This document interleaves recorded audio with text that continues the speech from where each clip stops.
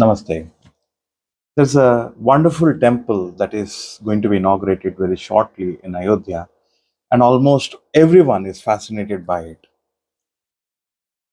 And they say a great thing about Lord Ram, Bhagavan Ram.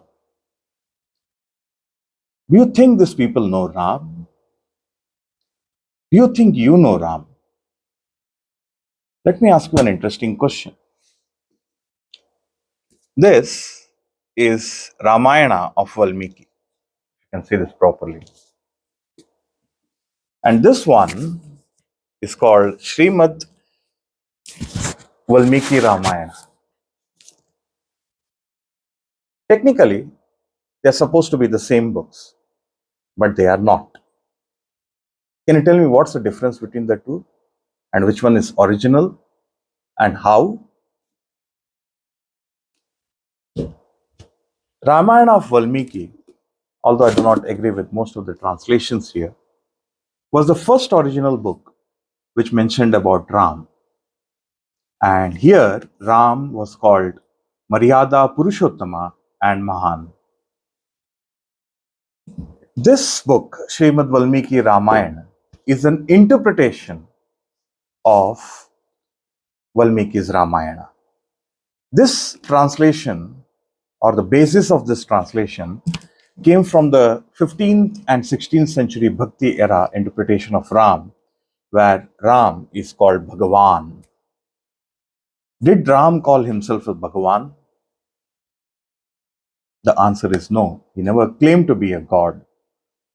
If you understand the concept of yoga, which is exemplified in a book called as Yoga Vasishta, also known as Yoga Gita, the set of passages that come in Valmiki's Ramayana, they speak about the concept of Atma and Paramatma, the idea of mana, and how that mana is not our true self, that we are nothing but Atmana, that which is beyond the mind, the conscious self, and that the Paramatmana is what is the sum of all the consciousness that lives within each one of us.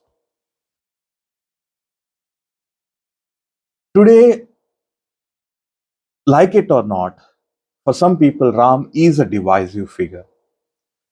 Those who are not Hindus do not accept him as God. There are actually some Hindus who do not accept him as gods. However, the Rama of Valmiki is a fascinating figure, and he has a lot to offer to this world than you can imagine. I just want to recollect two instances from the original Valmiki's Ramayana.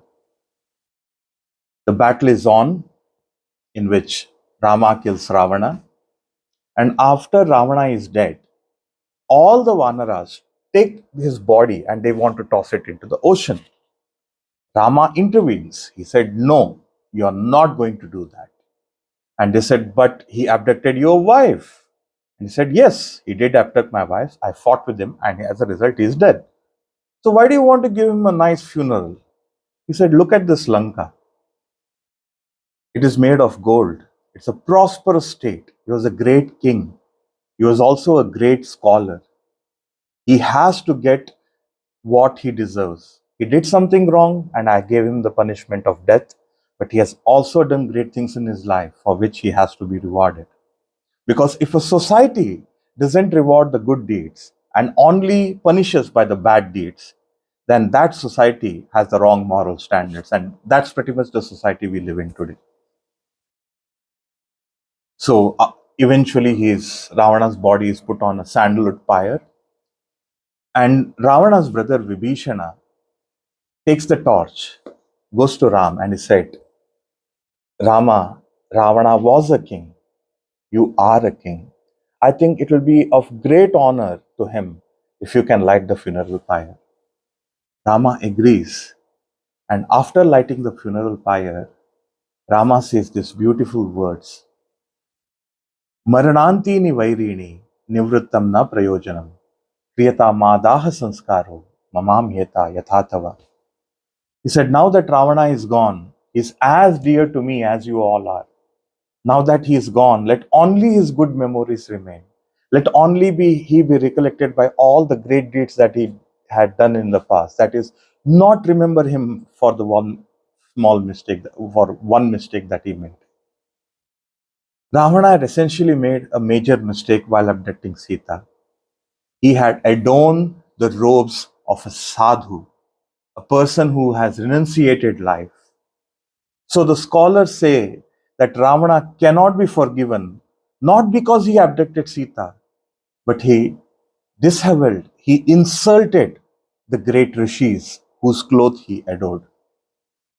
And that is a blunder of his life by which he is unfortunately remembered today.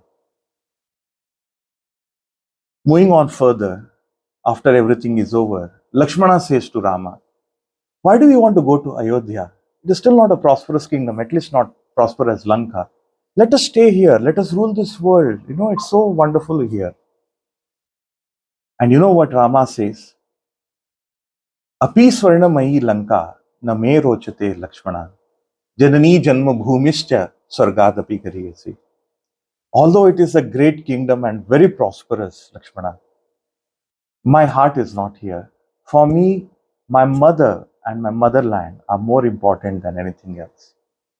So all these people who talk about Ram, who get their free education here in this country, go abroad and make all the money out there, and then they preach about the Hindutva and other things. To them, let me tell you, you are not following Ram by the long standards.